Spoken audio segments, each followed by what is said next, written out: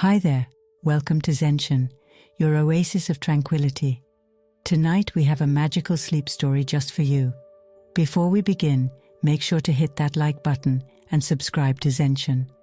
By doing so, you won't miss out on any of our enchanting stories.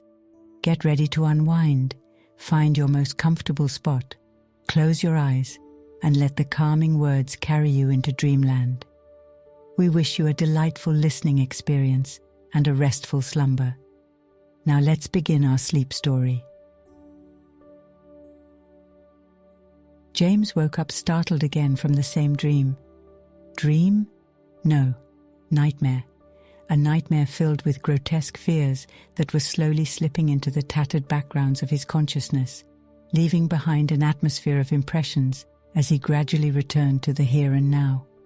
There was land in his dream, and water. He stood on land, he saw tall chalk cliffs, and he stood on the shores of a lake. Black sandy shores stretched out on either side as far as the eye could see. The water of the lake was also black. Land and water merged into one another. Everything seemed so vague, so dark. He had to get to the other side. But how? He was terrified of that black lake, not so much of the water itself, but of everything that could be in it. Deep, dark shadows gliding along the bottom, searching for food.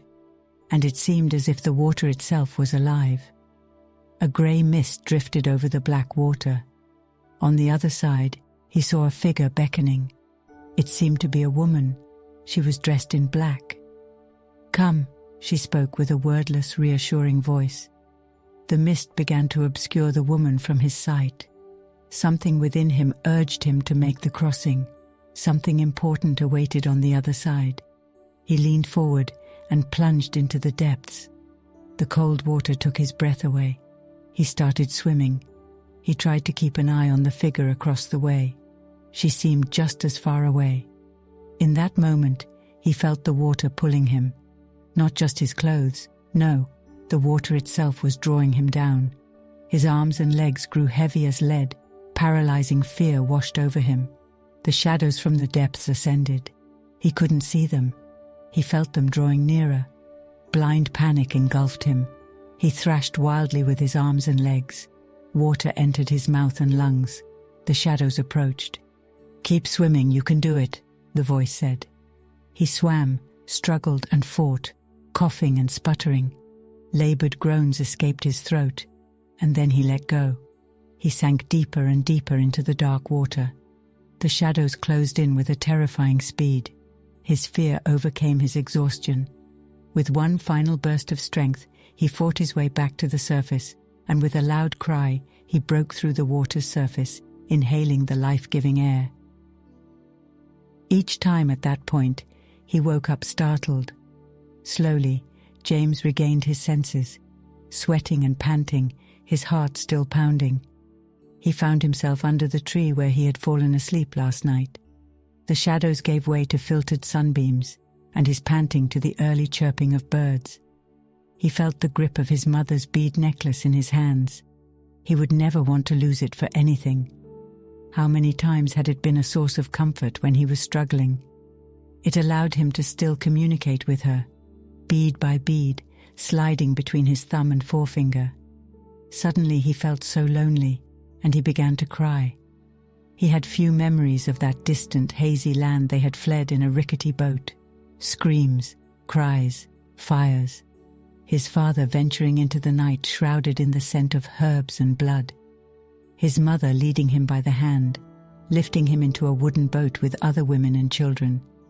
And his uncle Cronin, who began rowing towards the opposite shore of the wide water. He slept most of the journey in his mother's lap, only waking up when she shook him as they reached land. The boat with his uncle disappeared back into the vast water. James felt tired and hungry. The group walked inland, where kind-hearted people offered them food, drink and shelter for one night. They continued walking, where no one knew. The group gradually dispersed, almost unnoticed. His mother fell ill, so ill that she had to stay behind. James stayed with her, caring for her as best as he could. He searched for water, berries, edible roots, nuts and herbs. His father had taught him how to make fire with a bow drill, so they had warmth and the ability to cook. He forced her to drink soup, but it was in vain. After a few days, she died in his arms. Before she died, she pressed the bead necklace into James's hands. "Don't worry, my boy, don't worry. You carry your father's blood within you, and I will always be with you. I whisper in the trees and sing in the grass, and you will see me dancing in the smoke. We will meet again someday. Here, take this. Your grandmother made it from the finest rosewood, each bead polished with the finest sand. Within it, all the prayers and conversations of your grandparents reside. Talk to them, they will help you. Oh, James, I cannot stay here any longer. They are coming for me. If you could see what I see now, a beautiful white figure, shining like the sun itself. Farewell, my dear boy, farewell." And so, she slipped away from life.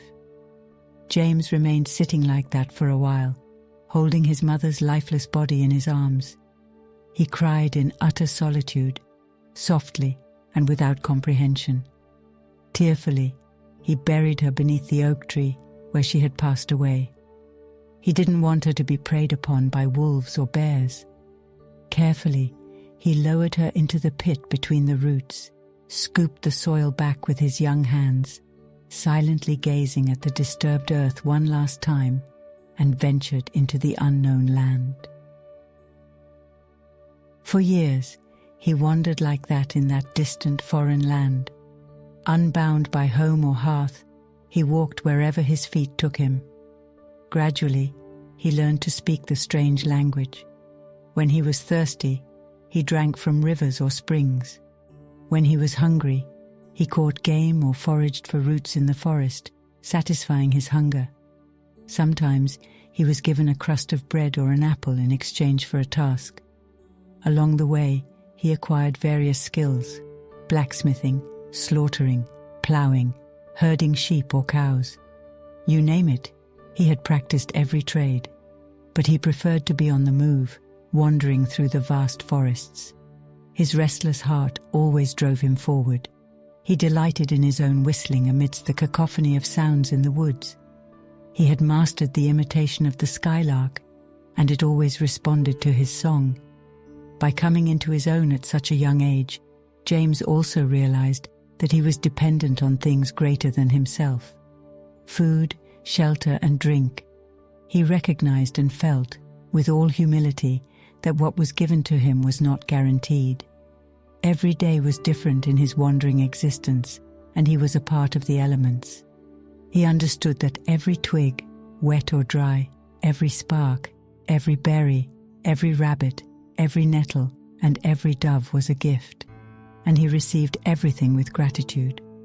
From a young age, he learned about life, but also about death. He had reached cities plagued by pestilence and famine.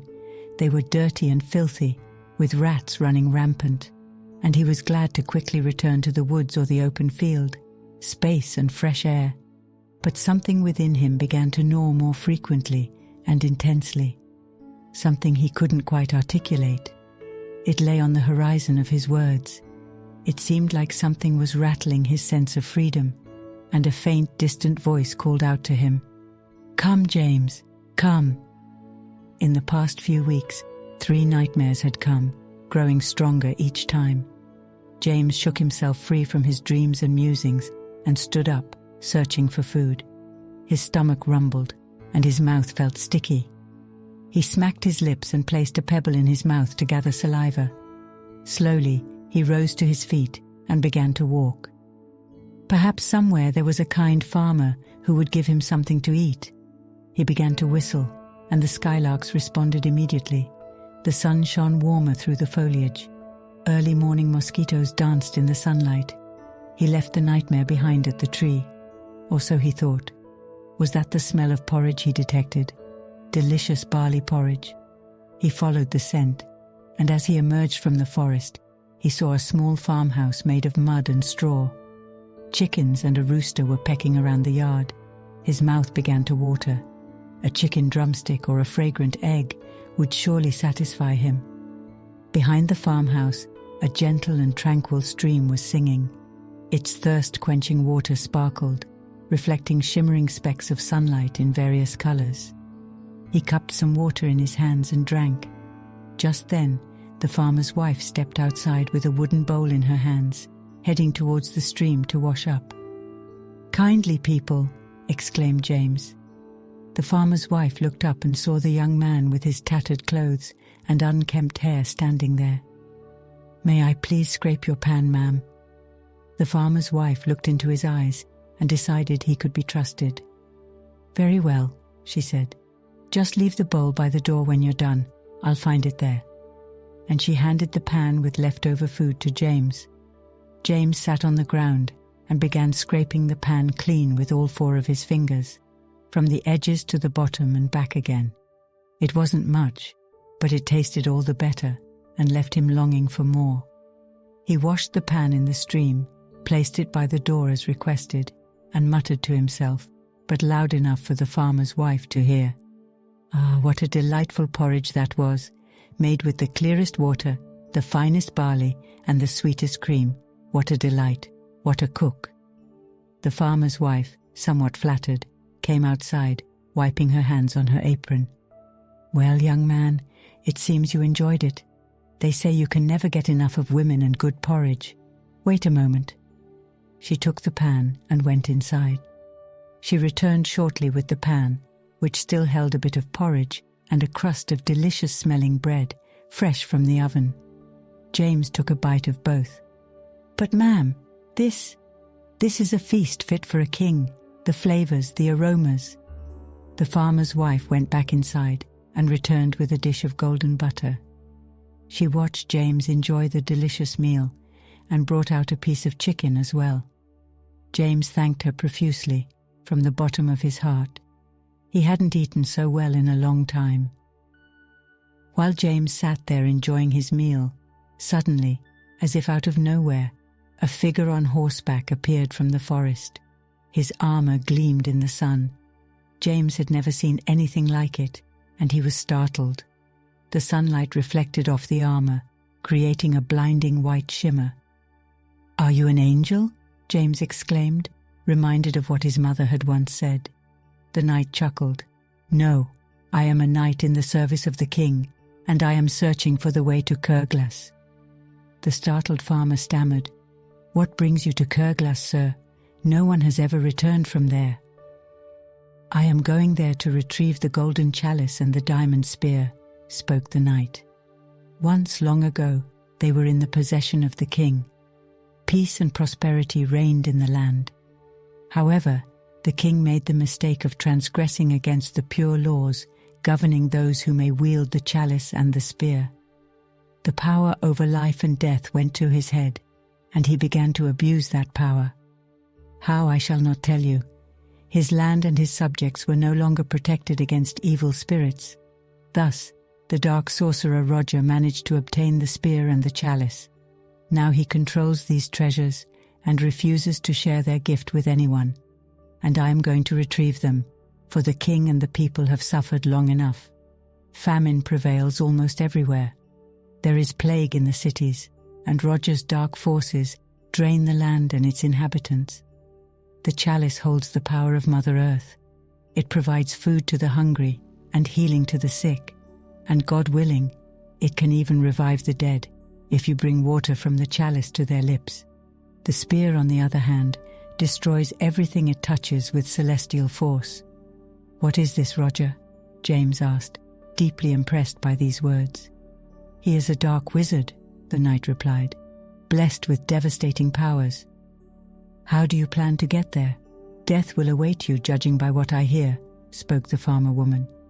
"Madam, I sought the silence of the forest for 40 days, and in that silence the answers came. The old hermit of Blavet visits me in my dreams. He told me about the many trials that will come my way, so I am prepared like no other."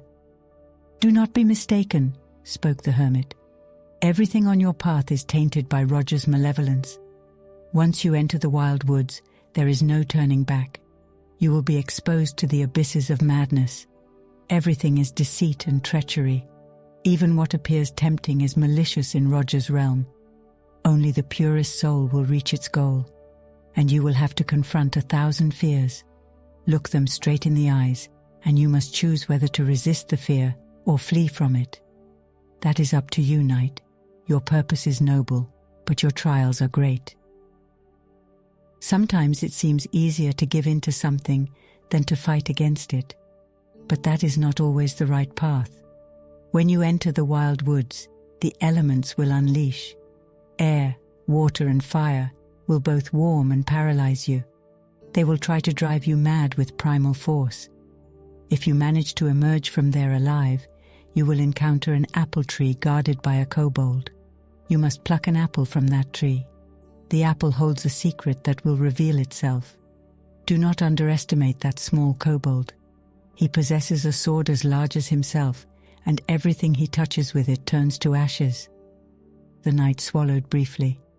But I have my sword here, forged by the finest blacksmiths in the land, harder than steel and sharper than— Yes, yes, interrupted James, somewhat impatiently, as he wasn't fond of braggarts, whether they were knights or not.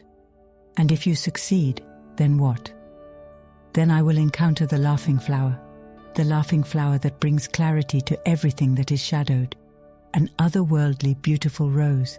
However, I must snatch it away from a hungry lion guarding the flower, not just any lion. This lion has serpents on its head instead of a mane, and each of those serpents is venomous in its bite. Then comes the dragon's lake. Something began buzzing in James's head. The dragon's lake is a deep, dark water, inhabited by fierce dragons and serpents, resting at the bottom of that lake, waiting for someone to swim across it. James grew pale, beads of sweat forming on his forehead. His dream. Across the lake awaits the giant Argus. He sees everything with 6 eyes all around, and it is said, a 7th atop his crown. Once he attempted to kill Roger with his all-destroying iron ball. That ball always finds its mark and returns to its owner on its own. However, the giant underestimated Roger's mighty sorcery, and Roger has chained the giant with an iron chain to a rock, where he must sit until the end of time, guarding the entrance to the castle. James still felt dizzy. Then follows the greatest trial even for the bravest warrior, the Valley of Temptations. Here, there is no fighting. Instead, there is the most delicious food, the most intoxicating spices, the sweetest beverages, the most beautiful music, and the softest women. But you know nothing of that yet, young man, chuckled the knight a little too loudly. If you've never tasted an orange, you don't know its flavor. It is said to be heavenly and exquisite. The knight let out a sigh. If I succeed, and I will because I am prepared, in crossing through the valley, I will reach the great river. There, the daring crossing awaits, leading to Roger's castle. And there, a woman dressed entirely in black awaits. James felt dizzy once again. His hands trembled, and the bowl slipped from his grasp. The woman dressed in black. A noble woman who demands respect for every living being on this earth due to her appearance. She will show me a fordable place and reveal further secrets of the apple and the flower, thus enabling me to reach the spear and the chalice and confront Roger. And now, madam, now that you have heard all of this, show me the way. Reluctantly, the farmer fulfilled this request, and the knight departed hastily, leaving James bewildered by everything he had heard.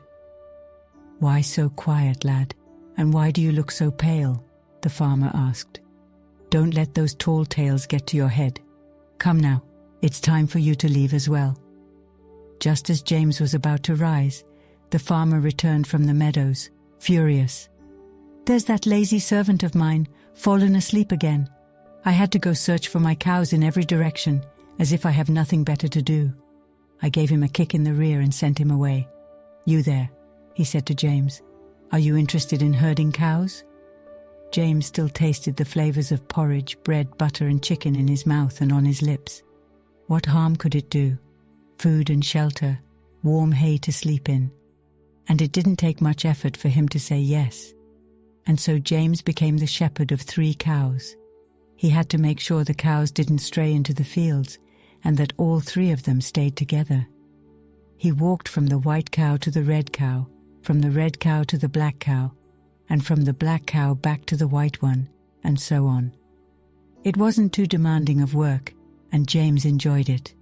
He stroked their flanks, whispered sweet words into their warm cow ears, and to pass the time, he had carved a beautiful whistle out of elderwood. He tried to play tunes on it with varying degrees of success. One day, to his surprise, he discovered that the cows fell asleep to a particular melody. Not just any sleep. No, he had to truly wake them up. He also collected feathers dropped by the larks when they flocked to his flute, using them to make a pillow. And so the days passed. He savored the sun and took shelter from the rain in his hut. He listened to the wind and the rustling of the grass. But the encounter with the night still haunted him, especially when one day he bit into a deliciously sweet and shiny apple. "It carries a secret within," the night had said. But no matter how he examined the core, nothing seemed to reveal itself. On a summer's day, he spotted a glimmer in the distance at the edge of the forest. Dust billowed up, and there James saw an enormous figure approaching, mounted on an equally enormous horse. A magnificent mare, powerful and tall with heavy hooves. The colossal man riding the mare was dressed entirely in black leather. He had a wild red beard, and red hair flowed from beneath his leather helmet, and he possessed the darkest, piercing eyes James had ever seen. But what startled him the most was what this man carried. Around his neck, he wore a golden bowl hanging from a chain, swaying with every step, and in his left hand he held a gleaming spear, the diamond spear. This had to be Roger. James forgot to hide in his shock, and the horse and rider thundered past him, kicking up dust and stones on the path, but not without the man with the wild red hair turning his head as he passed James, briefly meeting his gaze with those dark eyes. James shivered. Following behind them was a slender and agile foal of 13 moons.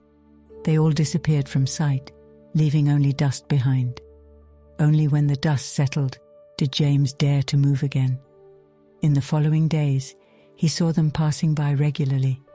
He also saw knights on horseback with fiery glances, all armed to the teeth, but none of them returned. The longing and curiosity within him grew stronger. Could he possibly succeed in obtaining the bowl and the spear? He wasn't very strong, but he was clever and skilled. "Oh no," thought James. "Put that out of your mind, fool." But what if he could do it? The land would be freed from hunger and pestilence. The people would be happy once again. The restlessness overwhelmed him. Someone called out to him, softly but penetratingly, "Come, James, it's time." Something began to stir within him. One evening, just as he had put the halters on the cows to lead them to the stable, he saw an old man approaching. Dressed in the attire of a nobleman, leaning on a staff and barefoot, he shuffled closer. His long grey beard and hair billowed in the wind. "Are you hungry, sir, or thirsty? I have some provisions in my knapsack if you'd like." "No," said the old man. "I am on my way to Kurglas." James was startled. "I've heard that the road is long and dangerous, sir." "Not if you know the way, young man." "Do you know the way then?" James asked. "Ha, like no other. I am Tom, Roger's brother. The road holds no secrets for me, although my brother is always good at nasty surprises. Ha. This man looked so different, noble with gentle features. How can brothers be so different? James chose to remain silent, waiting to see what would happen. "If you seek answers, you must embark on the journey yourself," said the old man. "No one else has your answers, and if you think you know all the answers, perhaps you haven't understood the question properly." Laughing, the old Tom sat down in the sand, drawing 3 circles in the sand, and sang softly, "Colt, with your magnificent mane, swift as the wind colt, flowing like a waterfall, come swiftly, it is good, it is truly good. Take me where I need to be." His song had barely faded in the gentle breeze when the colt came galloping over, playful as ever, with a joyful neigh. The old man mounted the colt, and in the blink of an eye, they disappeared into the forest. Restless was his night, tossing and turning in the soft, warm hay. But James couldn't truly fall asleep. The nightmare began to buzz at the edges of his subconscious. Exhausted, he eventually drifted off, but in the middle of the night, he jolted awake, shouting, "I don't want to." Sweat poured from his body, and he knew he had to go. His innocence was forever gone. He began to prepare himself. He packed items, mindful of the night's stories, thinking they could be useful. He trusted his instincts more than his intellect, and some things surprised himself, but he didn't hesitate. He made a sturdy bag from tree fibers with a strong cord, filled with the lark feathers from his pillow. He braided a halter from the same fibers and laid out a long rope and his elderwood flute. He checked if he had the necklace of rose beads and prepared to quietly depart at the break of dawn. "Are you leaving again?" James startled. It was the farmer's wife. "Yes," said James. "It's time. How did you know?" "A good farmer sees everything, boy. A beautiful woman without wisdom is like pearls in a swine's snout. Be careful on your journey, James. Here, take some bread and freshly rendered chicken fat with you. Don't worry about the cows." And so, James set off, facing fearful adventures. He waited at the edge of the forest. He waited until Roger had passed, and he sang the words he had heard from Tom after drawing 3 circles in the sand. The 13-month-old foal came galloping towards them. James quickly slid the halter around its neck and leaped onto the foal, and off they went. The foal took off with such great speed that the halter slipped from James's hands, leaving him with no choice but to cling to its waving mane. The animal ran so fast that the trees flashed by in vague green streaks, and the forest appeared as one long green wall. James screamed, bouncing back and forth on the foal and desperately holding on. The ground rose up, with flames and rocks erupting before him, behind him, to the left and right. It seemed as though they were running into the midst of molten lava. A raging storm rushed past them, carrying scorching winds with an intense force and heat. Lightning flashed, and thunder roared. Paralyzed with fear, James closed his eyes as a deep abyss approached, filled with swirling, colorful gases and swirling fire. The horse propelled itself forward, launching into the abyss. "Mother, help me!" James screamed. Even with his eyes closed, the wild woods sent images into his mind. He witnessed what was happening around him, the heat incinerating trees, shrubs and grass. He smelled the toxic fumes. The horse reached the other side and continued running at the same pace. They approached a stream that instantly transformed into a churning, foaming mass. The roaring water pained his ears. Trees and animals were being swept away. The horse dashed through it without hesitation. James could try to convince himself that these were illusions conjured by the forest, but they felt so real, so terrifyingly, life-threateningly real. The unleashed elements of water, fire, earth, wind, thunder, and lightning. Everything rushed simultaneously, past and around them. The torment seemed to last for hours, and suddenly it was over. In the blink of an eye, they were out of the forest, and everything fell into deep tranquility. James looked around with a face contorted by fear, and there was nothing to be seen. The forest behind them was still and motionless. No roaring flames, no storm, no churning water, no whirling rocks. Just calmness, as calm as a forest could be, and before him, a barren, desolate plain, wild and empty, as it was at the dawn of creation. The journey had begun. No hill rose up, and the ground was scattered with sharp pebbles and dry brownish-yellow sand. Here and there, a tuft of yellow, withered grass protruded from the earth. Something rustled in the meager wind. Scorpions and snakes slithered around. The foal walked at a much slower pace, much to James's relief. He removed the halter. After walking for a while, James spotted something in the distance that resembled a tree. The apple tree, thought James. That must be the apple tree. As they approached, James saw that the apple tree was laden with apples. The branches bent under their weight. The fruits gleamed in shiny red hues. But which was the right apple?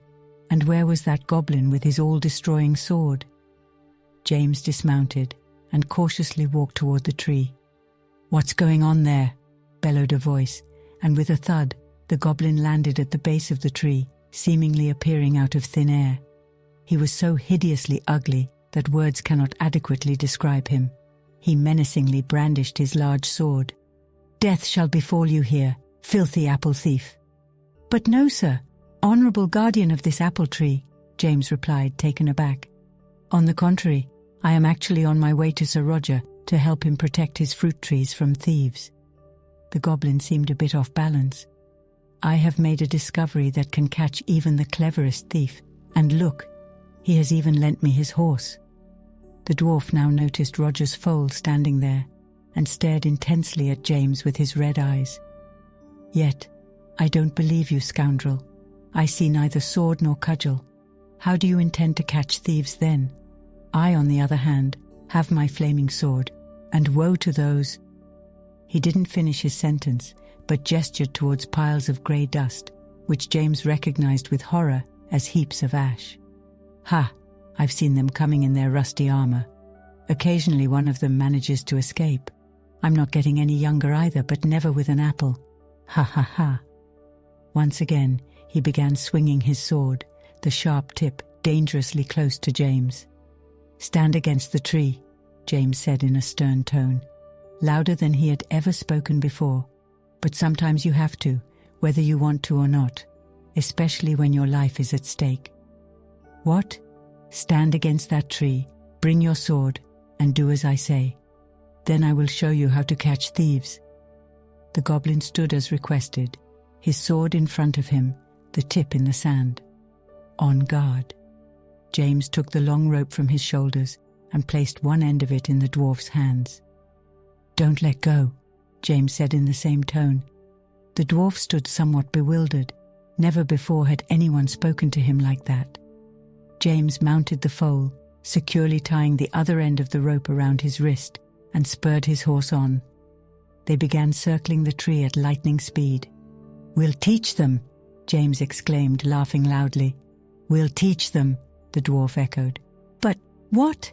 In no time, the dwarf found himself securely bound to the tree, initially not understanding what had just happened. He tried to reach for his sword, but it too was tied down. Filled with anger, he attempted to break free, causing dozens of apples to fall onto his bald, pockmarked head. One apple remained hanging. This must be the right apple, James thought. Without dismounting, he plucked it from the tree. "Release me!" the goblin shrieked. "You filthy thief! Release me!"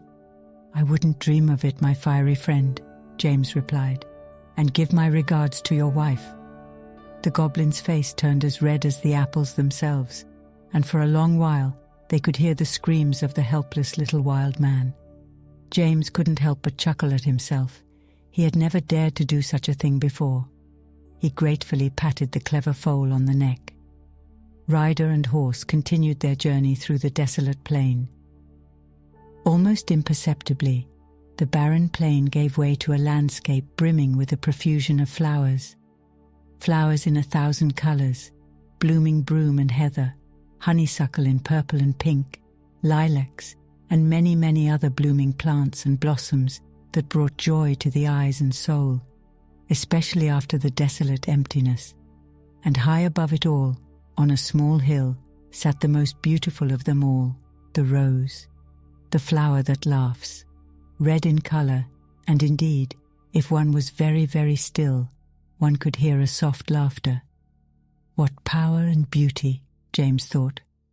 Having grown wiser from the encounter with the dreadful goblin, he waited at a respectful distance for what was about to happen.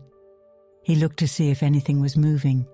He listened attentively for any strange sounds, and lo and behold, what he had initially mistaken for ferns, heather and broom turned out to be an enormous lion, noticeable only by its breathing. It lay at the base of the hill, softly snoring. What frightened James the most, however, were the hissing cluster of snakes coiled around its head. Their tongues flickered, and their eyes were as cold as ice, with each mouth filled with needle-like teeth from which venom hissed and splattered onto the ground in yellow poisonous droplets. James kept his distance and cleared his throat. The lion opened one of its menacing yellow eyes. "I have long smelled your presence, morsel of human flesh, and if you take even one step closer—" "Greetings, noble lion, the bravest of all creatures. Greetings to your family and your children. May they live long and happily, and may your vigilance never be in vain. If you've come for the flower, I'll devour you raw, human whelp." "Oh no, noble lion, not at all. I am on my way to Kerglas, and I have heard so much about your beauty and strength that I wanted to behold you with my own eyes." "You are truly more magnificent than they say." The lion licked its right forepaw, revealing sharp claws in the process. "What business do you have in Kerglas?" It stood up, and James only then realized its true size, and it was quite large. "My mistress has sent me," James said, his heart pounding with fear. "She's a friend of Roger's." James quickly thought and came up with an idea. "She has sent delicious tender larks to make fragrant and savory lark pie." He reached for the bag of lark feathers and showed it to the lion. Meanwhile, he whistled his lark song behind the bag and moved it in a way that made it appear as if real birds were inside. The lion licked its lips. "I wouldn't mind having some. It's been a while since I tasted lark. Show me.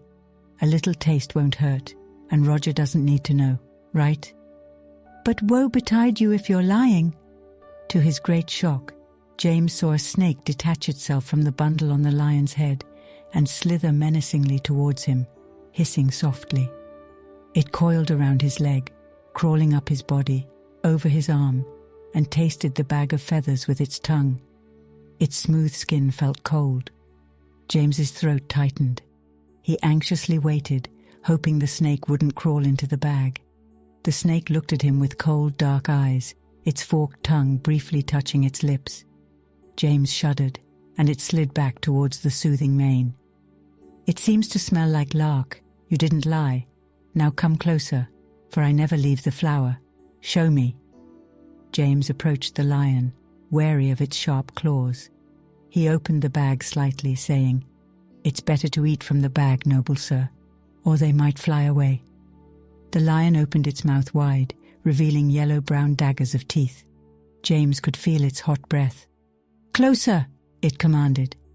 James took one more step, and with the speed of light, he pulled the bag over the lion's head and the snake's, simultaneously tightening the noose. The lion began thrashing wildly, narrowly missing James, who managed to jump back just in time. Roaring furiously, growling and clawing, shaking its head, the lion ran around in a frenzy. The lion's roaring reverberated in James's chest and stomach, so fierce. The lion continued to run and strike until it crashed into a tree and fell unconscious. The blood still rushed in James's ears from witnessing such unleashed violence. He quickly plucked the flower, ran to the 13-moon foal, and made his escape. Far away from this mighty beast, it was a close call.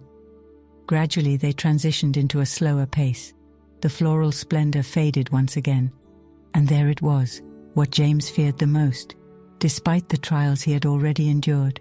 The Black Lake, the Dragon Lake. It resembled the lake from his dreams, and yet it didn't. Could he not ride around it? But the lake stretched as far as the eye could see. Just like in his dream, a mist floated over the dark water's surface. The moon shone only half. Desperately, James rode back and forth along the shores, but he saw nothing that could guarantee a safe crossing. No bridge, no boat, nothing. Only barren black sandy banks. He would have to go straight through it. He would have to swim. He looked across to the other side. Was there someone beckoning him, or someone who could ferry him across? Unlike in his dream, he saw no one, neither man nor woman nor child. The other side was as dark as the water, vague through the mist. If he looked closely, he could make out silhouettes of bare trees with their twisted branches. Nothing more. "Go, James," he said to himself. "You have to." With a pounding heart, he stepped into the water. The dark water. The foal jumped in with a cheerful leap and soon disappeared from sight. The splashing faded into the mist. There stood James, alone, and it became deathly still, as if everything was holding its breath. There was no turning back. The black mud curled around his toes, clung to his feet, and sucked at him. He reached into his pocket and found the chain with rose beads. Praying, he took a few more steps. The shore sloped steeply. Crying, he pleaded, "Grandmother, mother, help me, I'm so scared. It's so dark around me. Please help me." He trembled with fear, unsure of what lurked beneath the dark, murky surface when he began to swim. Now the water reached his knees. Each step was a bead. Would the foal have been swallowed by one of those shadows? It was so quiet, and James stood there, alone with that silence, the mist, and the black water, step by step, until it reached his waist, the next bead, the fifth step, until it reached his chest. With the courage of despair, he lowered himself into the cold, dark water. He swam as silently as possible, clutching the prayer beads in his hand. He looked and listened for any signs of movement. He was already halfway there. He realized that he had exposed himself, vulnerable to whatever might lie beneath that water. But he had come so far. James felt, rather than saw or heard, that something was stirring on the slimy bottom of the lake. His gut tightened. Something smooth, something black, something snake-like disturbed the water and emerged rapidly. His heart pounded out of his chest, his stomach clenched, and his breath caught in his throat. Before him appeared a dripping head, angular and black, as large as a horse, its eyes as dark as the lake itself, and a wide-open red maw with rows of teeth extending far back into its enormous throat. Its breath reeked of death, and the monster, the primordial beast, kept rising. James was paralyzed with fear, and he began to sink to the bottom of the lake, unable to act any longer. "No, I will not be consumed by you. I refuse to surrender," James shouted defiantly, his voice echoing across the desolate lake. He mustered every ounce of strength and determination, swimming with all his might towards the distant shore. The monstrous head followed him, its eyes filled with malevolence, jaws snapping at his heels. But James was fueled by desperation and the will to survive. He pushed through the water, his body aching and his lungs burning for air. With sheer determination, he reached the shore, collapsing onto the muddy ground, gasping for breath. The monstrous presence retreated back into the depths of the lake, its threat temporarily subdued. James lay there, trembling and grateful for his narrow escape, vowing to never forget the terror he had faced. "Do you want me? Here I am. I won't flee anymore. Not from any lion, not from any goblin, and certainly not from a nightmare like you, you wretched monster." He opened his hands and looked the monster straight in the eyes. To his great astonishment, the monster spoke with a human voice. "Well done, James. You have defeated your dragon, your greatest fear. You looked me straight in the eyes. Every human has two dragons within them. The dragon of fear, anger, hatred and powerlessness, and the dragon of love, compassion and trust. It was up to you to choose which one to nourish. You no longer need this."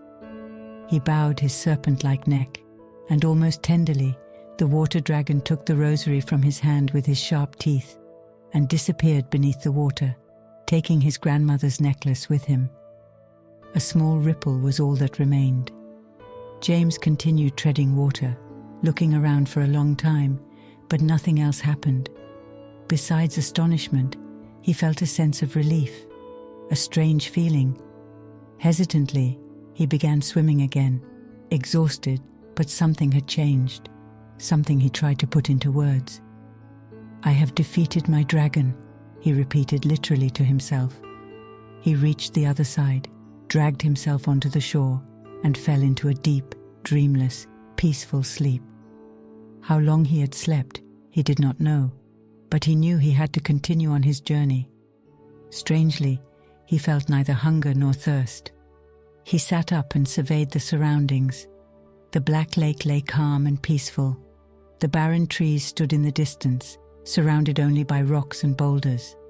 Here and there, stubborn, dense shrubs lined the edges. The mist still lingered. His loyal companion on this strange, wild journey, the foal, was nowhere to be seen. Tears welled up in his eyes. Drowned? Eaten? He had to rely completely on himself now. He had also lost his bead necklace. He checked to see if he still had everything else. The apple, the flower, his elderberry flute, and his pouch with bread and rendered chicken fat. He left the wet bread behind for the birds. He stowed away the chicken fat in case he got hungry.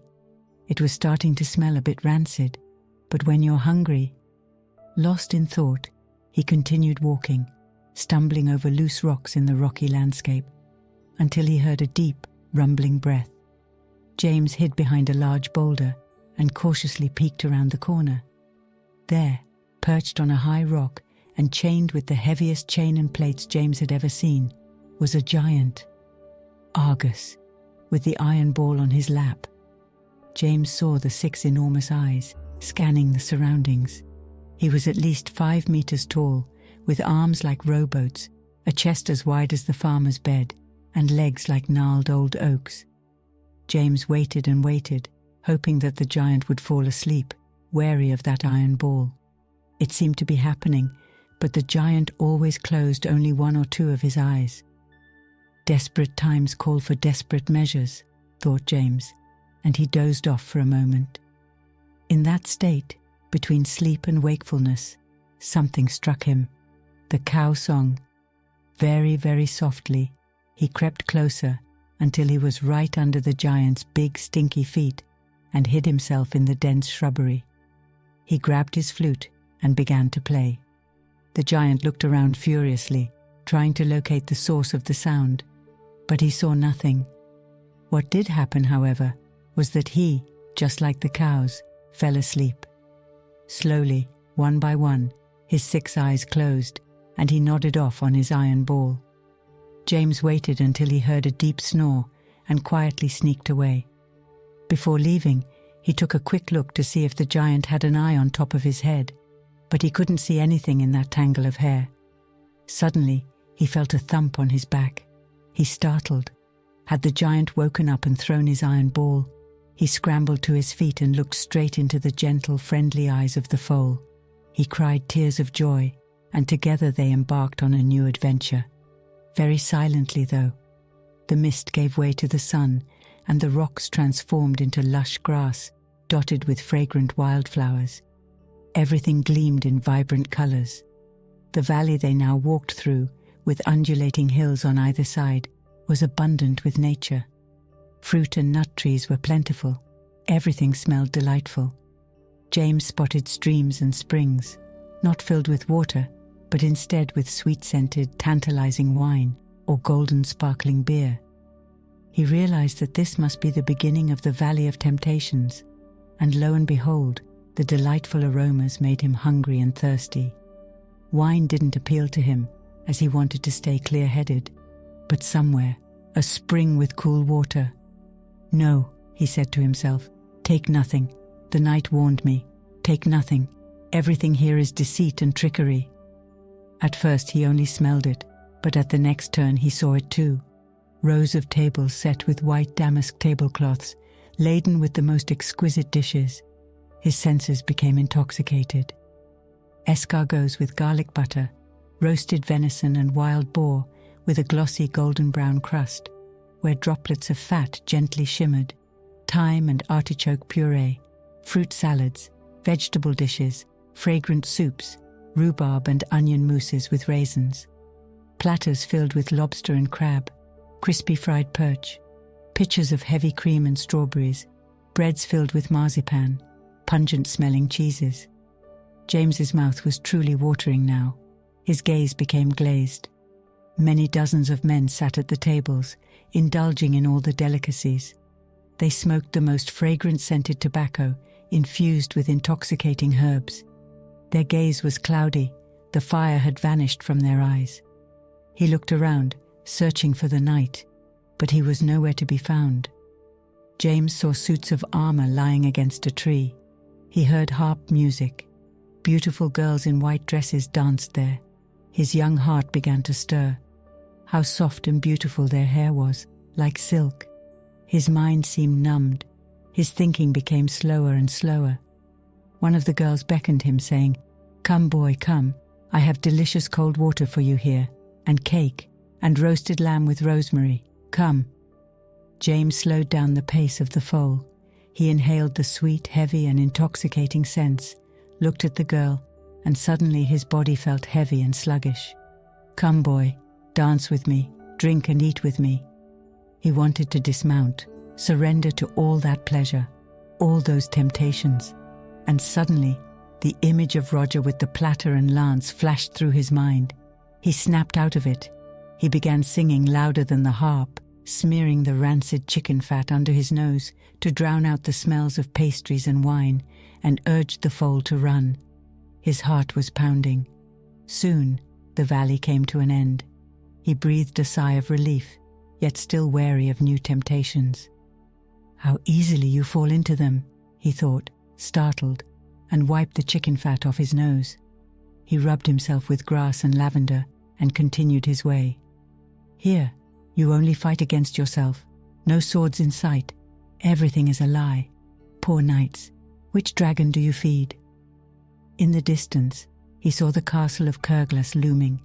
Constructed from dull black stone, it had no windows or openings, only a black tarred drawbridge that led to an equally black tarred door. It rose towering above the flat land. James continued on with tense anticipation. A river separated him from Roger's castle. As he searched for a fordable spot, he spotted a woman seated on a rock. She was dressed entirely in black, a stunning black gown that reached the ground, and she wore a black veil and black gloves, all made from the finest fabric, and she beckoned him. James approached cautiously. His hair stood on end. She dipped a finger into the water. James shivered momentarily. Could this be the woman from his dreams? "The water in this river that I touch is what has passed, and the worst of what is yet to come. It cannot go back, only forward. The water follows itself." James had to ponder these enigmatic words deeply. "Can I assist you in any way, madam?" he spoke. "We can help each other. Knight without sword or armor. I wish to reach the other side. Let me ride with you. I know the way." James could smack himself on the head. Of course, this must be the woman the knight had spoken of. No dreams involved. The woman who commands respect from every living being. He helped her onto the horse, and they crossed over. In the middle of the river, the woman spoke. "Do you know who I am?" "Well," said James, "judging by your magnificent attire and the way you sat and walked, you must be the noblest of women." "I am Death." James was startled. He found himself sitting with Death herself on a horse in the middle of the river. Or perhaps thousands of tiny spiders were crawling up his spine. A bony hand prevented him from jumping into the river. "Fear not, James. Your life still has a long way to go. With your help, I can confront the mighty Roger. You have lived your life sincerely. In truth, Roger is a deceiver and a liar. He even defies death. Truth grows angry if you keep her waiting for too long. It is time for Roger, but he possesses the cup that grants life. I am but a simple shepherd boy, madam. How can I help? The apple you have plucked holds a great secret. It is an apple from the tree of knowledge of good and evil. He who lives by his truth and is willing to listen will be bestowed with that knowledge, step by step. When your task is complete, cut an apple in half, not from stem to blossom, but across. The sign of the goddess, connected to the 4 cardinal directions and round like the earth, will reveal itself. The circle of covenant. Everything is interconnected, every spoke and every gust of wind, like the fingers on your hand. But for now, Take the apple and the flower." "What meaning does the flower hold, madam?" The rose shines so brightly, and her laughter, barely audible to human ears, dispels all shadows and opens closed doors. In truth, she is called the flower that brings laughter. But what should I do? Tell Roger that they are gifts from his brother Tom, brought from Spain, and tell him that I come to ask for his hand." They reached the shore and dismounted. The foal ran off, its task complete. James walked towards the castle, with Lady Death by his side, and there, at the gate, he saw Roger sitting. How hideous he looked in his ferocity, his red hair and beard blazing against the black backdrop. "By Beelzebub, my father, what are you doing here? Do I know you from anywhere, whelp?" No, sir, I don't think so," James quickly replied. "I come bearing gifts from your brother Tom in Spain. He sends you a magical apple, and if you were to eat from it, you can enter another world." "Ah, more magic. Excellent, excellent. And who is this woman?" "She comes to ask for your hand, sir. She will serve you until the end of your days. You will never have to wish for anything again." "A woman, yes, I could use one. I do like women in black. Here you go."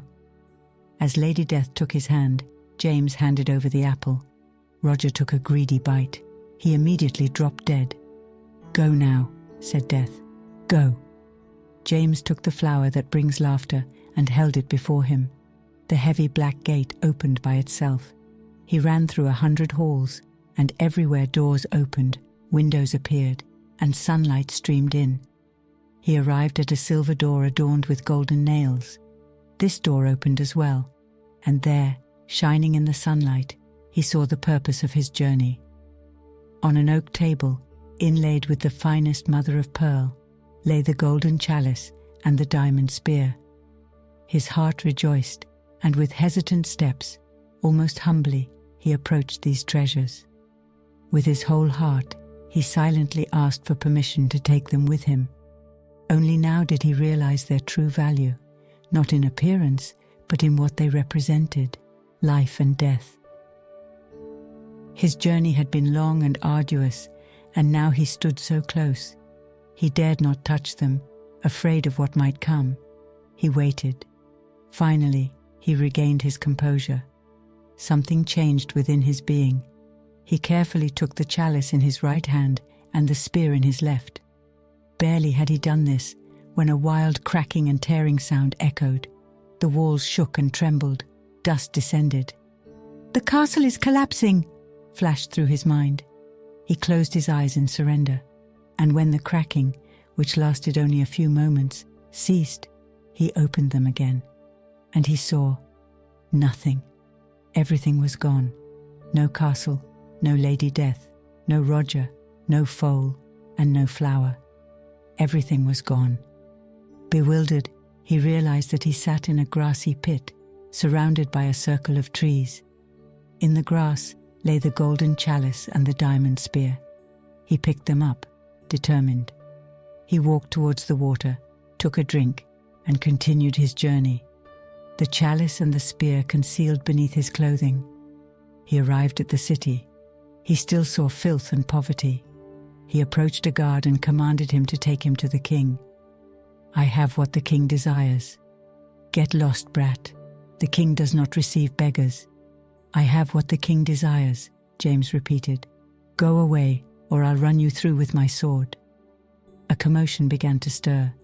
James, forcefully this time, asked for the king to be summoned, but the guard drew his sword and threatened.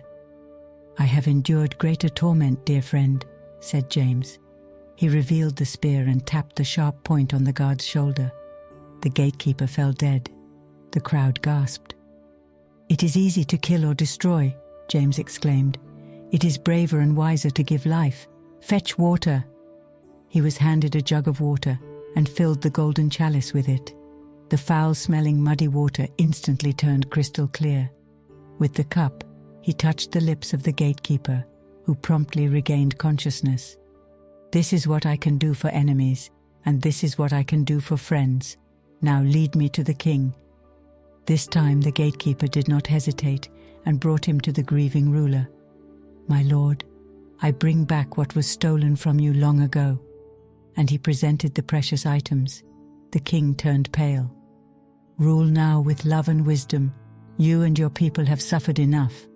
Forgive yourself." The king looked at this young man with shame. He realized the hardships and fears that must have befallen this young man. The king hesitated to accept what was offered to him. He looked deep into his heart. Part of his shame lay in the fact that he had never dared to do so before, neither the journey nor the introspection. In James's eyes, the king saw the wisdom of an old man in the face of a child. They stood in silence. Deep inside, the king knew that he had to accept the cup and the spear. His task was not yet complete. He now had the opportunity to rectify all that had gone wrong. This knowledge strengthened him to embrace this second chance wholeheartedly. Together with James, he safely stored away the spear and the chalice, and he began his new reign with passion, joy, and wisdom. As if by magic, diseases vanished from the city. The water became clear again, and the people radiated with joy. The rats fled away. The crops and livestock grew like never before. Prosperity and peace returned to the land. James entered into the service of the king, and when the king passed away with a grieving heart and a clear conscience, James succeeded him. As a gesture of gratitude, he employed the farmer's wife as the royal cook. He sought teachings from wise men and women about the knowledge of fruits and trees, as well as the study of the stars, the moon, and the sun. He learned about good and evil, love and hate, and how closely intertwined they were. He observed that men often spoke with their heads, while women often spoke with their hearts. He endeavored to teach his people both ways, and when a wise man or woman asked him, "Do you now possess all the answers?" he would reply, "Perhaps I haven't fully understood the question yet. As for the whereabouts of the spear and the chalice, I do not know. James never told me, and perhaps it's better that way. But if you dare, you may embark on your own quest to find them." Thank you so much for joining us on Zenntion today. We hope you enjoyed the soothing bedtime story we shared. If you found this video relaxing and enjoyable, we would greatly appreciate it if you could subscribe to Zenntion. By subscribing, you'll stay up to date with all our future sleep stories, meditation guides, and calming content. Just hit that subscribe button and turn on the notification bell so you never miss out on the tranquility we have to offer. We value your feedback and suggestions. If you have any comments about the story you just heard or any ideas for upcoming videos, please leave a comment down below. We'd love to hear from you and create content that resonates with our wonderful Zenntion community. Remember, Zenntion is here to provide you with peaceful moments, helping you relax and unwind. So, if you have any requests for specific sleep stories, different themes, or even techniques you'd like us to explore, please let us know in the comments. Until next time, sweet dreams, and may your nights be filled with peace and serenity. Take care, and we'll see you soon on Zenntion.